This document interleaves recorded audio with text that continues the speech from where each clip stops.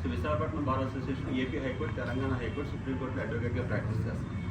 So ముఖ్యంగా ASRA, advocates association for social responsibility and awareness, వినియోగదారుల హక్కులపై అవగాహన కల్పించడం, వారి హక్కులకి ఏమైనా భంగం వాటినప్పుడు వారి కోసం వినియోగదారు ఫారంలో కేసెస్ వేసి వాళ్ళకి న్యాయం అందించడమే ప్రధాన ఉద్దేశంగా 2016లో ఢిల్లీలో ప్రారంభించిన ఈ యొక్క ఆర్గనైజేషన్ ప్రస్తుతం ఒక 10 రాష్ట్రాల్లో విస్తరించింది.